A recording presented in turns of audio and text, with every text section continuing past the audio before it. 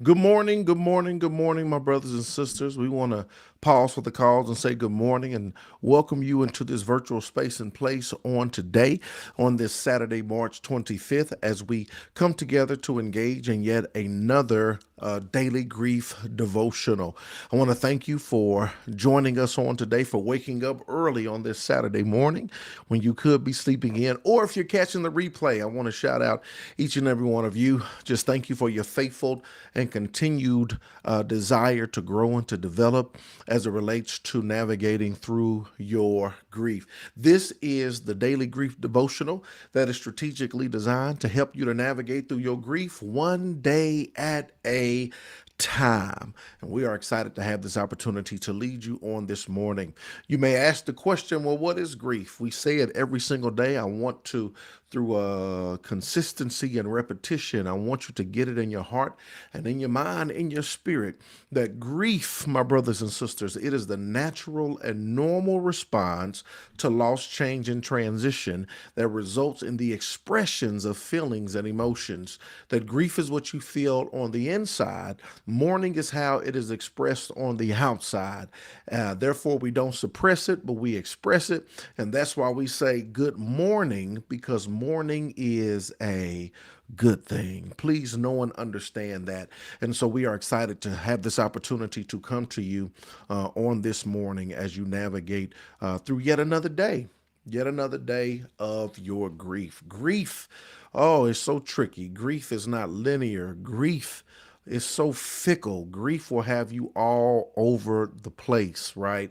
And so we are grateful for the consistency of a safe place and a safe space where we can come, where we can vocalize, where we can mourn, even if it's through typing. You got an outlet, and you can also receive some information that's going to give you awareness, is going to educate you, and hopefully it'll even spring you into action to do something, to mourn actively as you navigate through the grief that you're grappling with. That is the key, that you want to mourn actively. You want to be an active mourner. You don't want to suppress it. You just don't want to sit there. You want to actively mourn what you're feeling on the inside. So thank you for joining us today, y'all. I'm excited. Today's devotion, we're going to talk about all the things they loved. All the things they loved. All the things they love. Matter of fact, even before we get to the devotional, do me a favor and just list some of the things, the loved one that has transitioned, that has passed. What are some of the things that they love? What are some of the things that they loved? What are some of the things that they love? What were some of the things that they loved to do? What were some of the places they loved to go? What were some of the hobbies that they had? What were some of the projects they were working on, even when they transitioned? What were some of the things they loved? I know it's 8 a.m. I know it's early. I know it's Saturday, but y'all gonna type back to me today. Amen. So, what are some of the things? What are some of the things that they loved?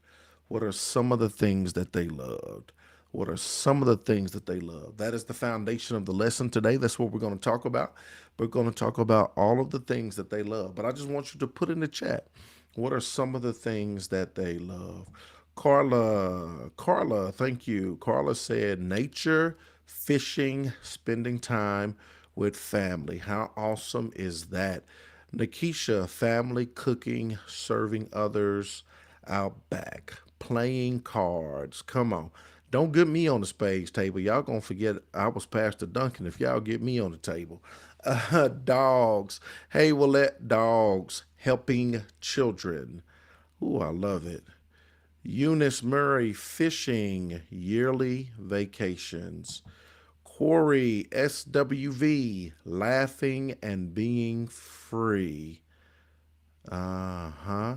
Trina says, how do you navigate through grief when you return to the place, family, home, where the pain originates from continues to fester there? We'll get to that. I'm gonna double back and answer your question, Trina. Thank you for asking. Thank you for asking. Sonia Perry Bostic, my dad loved to cook, play pool, fishing, spend time with his loved ones. Michelle Mason Smith, good morning and welcome. My husband loved being with his family and friends. I love that Sean spells basketball and family. Stacia singing, going to the Goodwill, family and helping everybody. Come on, Goodwill. Shoot. I'll pull in a minute. You hear me? Man, I done got so much good stuff. I done repurposed stuff. I love it. Hello, Bobby Duncan. That's my mama, y'all. Shopping. All right, I love it. My husband loved going to church and dancing. I love it. Gisette said Florida, spending time with her nieces and nephews, spending time with her friends. I love it. Trina Kelly said Jolly Ranchers, Outback Steak, Herbal Remedies. I love it. Also, his tennis shoe collection. Come on, tennis shoe collection. Wow, this is awesome. My mother, church, teaching, eating Pepsi, fried chicken, talking to strangers, praying for them, her family, and friends. This is good. My sister liked to sleep, drink coffee, eat, and being blunt. Sonya loves the goodwill too. I'm trying to tell you, this is beautiful, y'all. Thank y'all for listing that, right? All the things that they love. Let's get into it. You'll see why we went that route this morning. Today's grief quote comes from John Gunther, who says, "My grief, I find, is not desolation or rebellion at universal law or deity. I find grief to be much simpler and sadder. All the things he loved tear at my heart because he is no longer here on earth to enjoy them. All the things he loved." How many of y'all can say all the things that they love now may somewhat tear at your heart? Does it tear at your heart or do you find joy in doing them? Does it tear at your heart or do you find joy in doing them? Does it tear at your heart or do you find joy in doing them? My mother loved sitting on her patio and Goodwill shopping. She loved her wigs. I know that's right. Trims, I love your question. I just recently moved from my home. Yep. So, all the things that they love, do you find yourself, does it tear at your heart when you see them, when you're exposed to them? Or do you find joy in participating or doing it because you find a closeness? I think it could either go in both ways, but I want y'all to holler at me. That's not rhetorical. I want y'all to answer. Does it tear at your heart all the things that they love? Does it tear at your heart or do you find joy? Right? Does it tear at your heart or do you find joy? Okay, my mama said both. Both. It has a tendency of doing both. Shell said it was a process, definitely tore my heart. Now just try to enjoy. Okay. Trina says, I find joy. Tatum and I cheer, toast a Jolly Rancher each morning. All right. Eunice says, tears at my heart. Willette says, both. I love it. Laura says, my mother loved being around her two kids, traveling and cooking. I love it. Linda finds joy. Facebook user finds joy. We traveled a lot. It was hard at first. Corey says joy.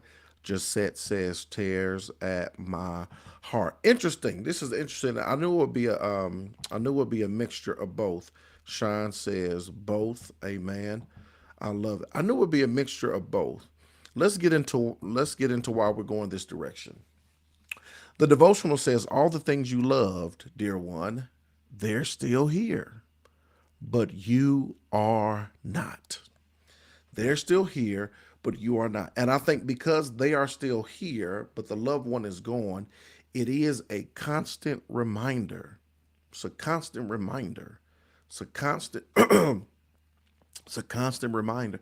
And seeing those can be triggers that evoke feelings and emotions and all of these things because it puts us back in the mindset of the loved one. Not only does it put us back in the mindset of the loved one, but then it puts us in a position to remember or to even recall various times and instances where they were doing it or where they participated. And it brings back memories. Right? And those memories can be joyful. Sometimes those memories can be painful because the memories bring us to yet the reality of they're no longer here. And we can no longer make those memories. We can no longer have a trip in the car where we're taking a road trip and we're laughing um, and all of these things. We can no longer have memories of toasting Jolly Ranchers, or we can no longer have moments. Memories will make you mourn the moments that you can't have, right?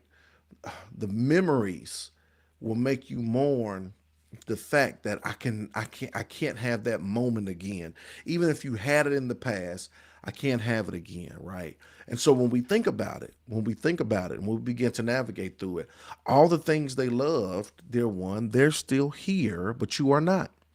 Every time we happen upon one of these memories, our hearts are torn apart again. So many days and experiences that for you will never be. Once again, that's pretty much what I just said. Sometimes we mourn the moments that we can't have, or memories will make us want that again. I want that again. I want to sit at that restaurant again. I want to hear that laugh again. I want to hear her teach again. I want to see them smile again. I want to go fishing again. I want to see them out there again. I want to be there again. I want to create again. I want to see him in the kitchen cooking again, right? I want to see her at church sitting inside that seat again. So those memories, they make us want more moments, right? And so for some of us, it tears us apart because we can't have that again, right? So what do we do? Check this out. All the things the person who died loved will always prick our hearts. We can choose to act on that pain. We can choose to act on that pain, though. I'm gonna get it together. I'm still hungover from the concert, not drunk. Well, drunk off of excitement. All the things the person who died loved will always prick our hearts.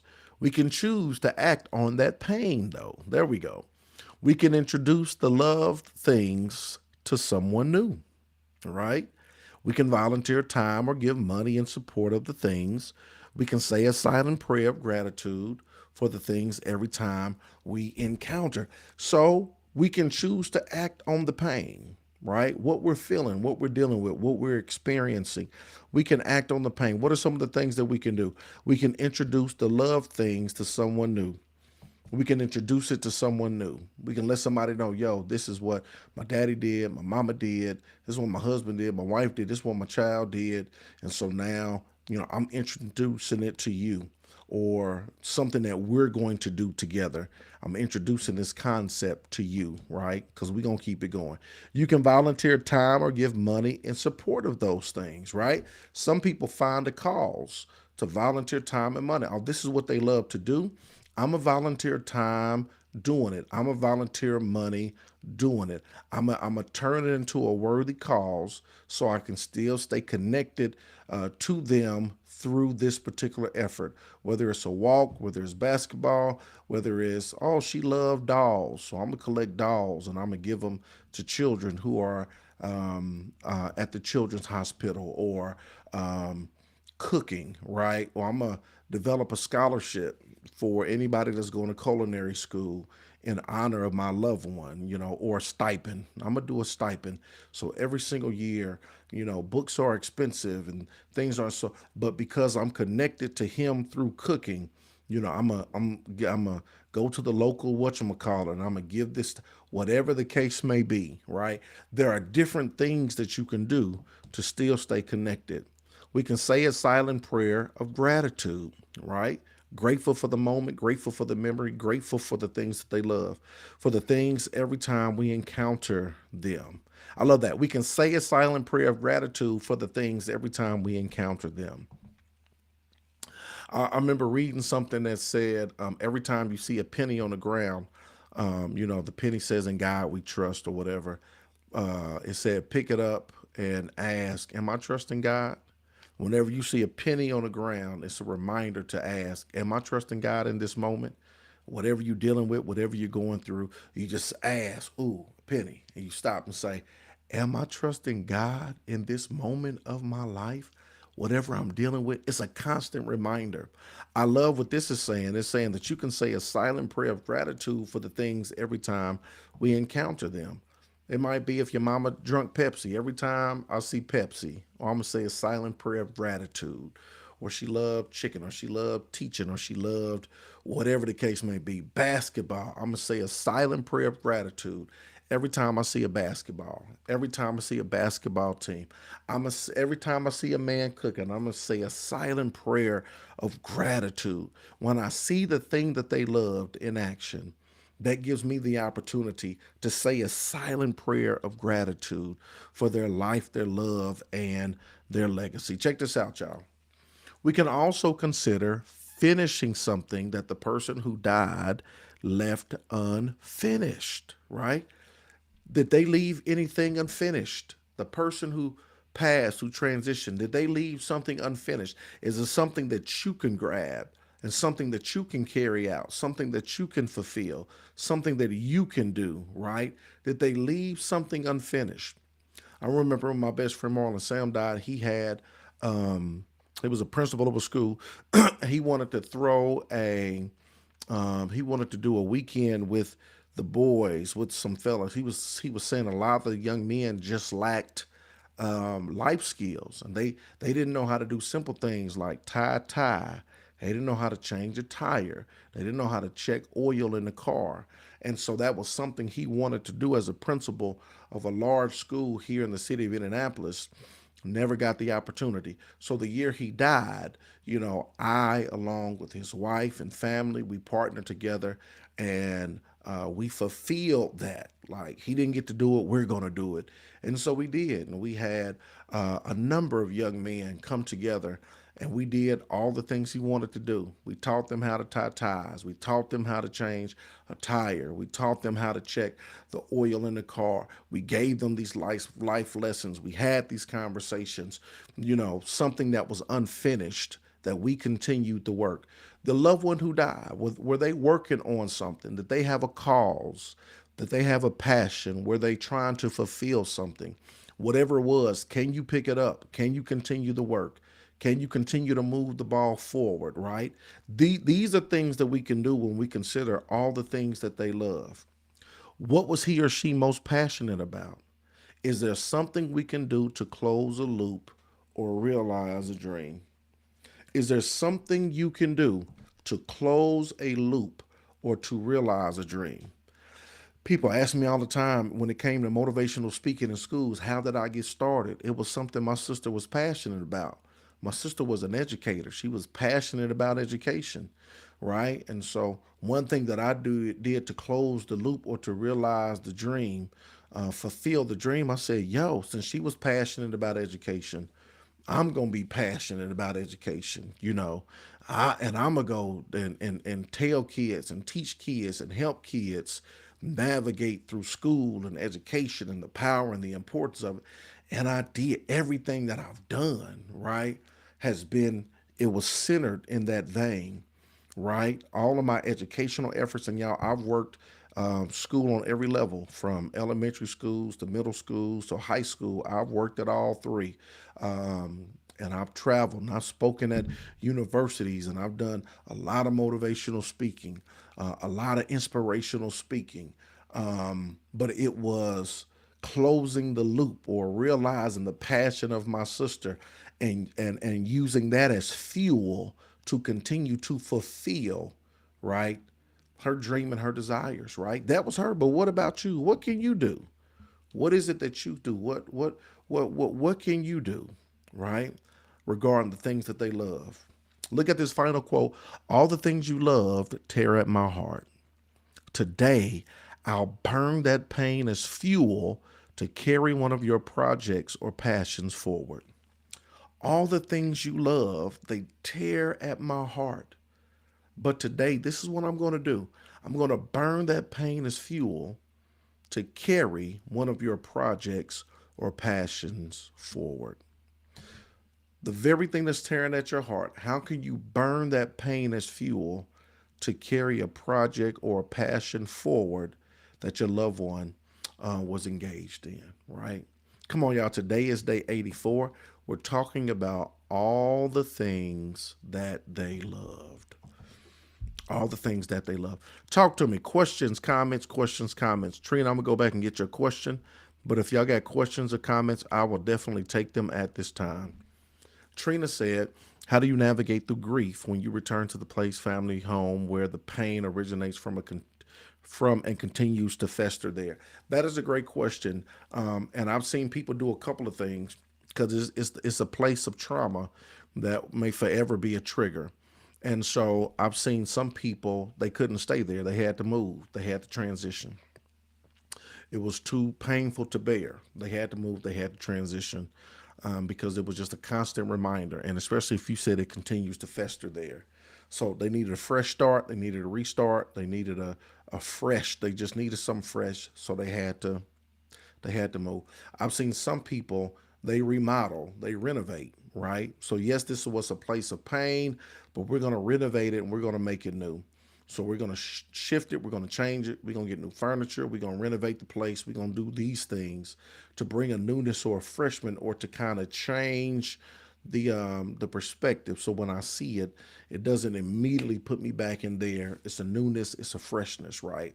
And so those are things aesthetically that can help. But if there's too much of an emotional and mental tie, I mean, therapy, coaching, doing the work to kind of help you to navigate through it may help or may be beneficial, or it just may be too traumatic and you have to make a change because it's too much. So I hope that answers your question. Hope to answer your question. Any other comments or questions? Comments or questions? Hard at first, starting to get better. Yep, it was hard at first, but starting to get better. I would get stuck in the memory. Yes, I would get stuck in the memory. Sonia says, I started to hate to cook after my dad passed. I didn't correlate it with his passing until recently. So now intentionally trying to get the love for it back. That is absolutely awesome. Since dad loved Jolly Ranchers, we pass out Jolly Ranchers some mornings at LC to students coming in. That is beautiful. I had to move. I stayed a while, but it was heavy. Somebody else said that too, that they wanted to stay. They stayed. They stayed, but then all of a sudden it seemed like the place was closing in and they knew they had to get out. So some people try to stay and tough it out, which is commendable, but sometimes you got to make that move. Today's good morning message ties in so perfectly with today's daily devotional message. To God be the glory. It does. I was just thinking that myself too. I said, ooh, there's some correlation. So absolutely. Good observation. Today is the 3rd year anniversary of the loss of my beloved pet Maddox. After I lost my dad, I felt so alone. That's when I got my boy, tears welling up. Oh, we hold space for you today as you mourn even the passing of your puppy. Amen. Amen.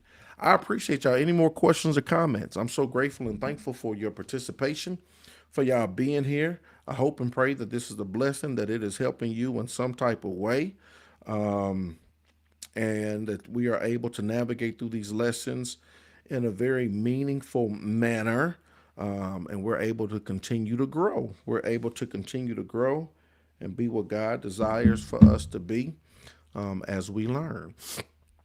Tiffany Cook, my mother also fed the homeless. She's one of the reasons I donate and feed the homeless. Bam! See, so we find a connection. We find a connection. We find a way to do passion projects and to help navigate through those areas. That is absolutely beautiful. Thank you for sharing that. That is absolutely awesome. Awesome. And keep it going. That's how you can stay connected. That's how you turn that passion. That's how you burn that fuel and you turn it into passion, right? And so we want to keep that going. Thank you for sharing. Amen. Well, look, y'all, hope y'all have a sensational Saturday and a wonderful weekend. I love y'all with the love of the Lord. Thank you for joining us. Continue, y'all, to navigate through your grief one day at a time. I promise you, we're going to make it. Let's continue to navigate one day at a time. I love y'all with the love of the Lord. I will see y'all tomorrow, 7 a.m.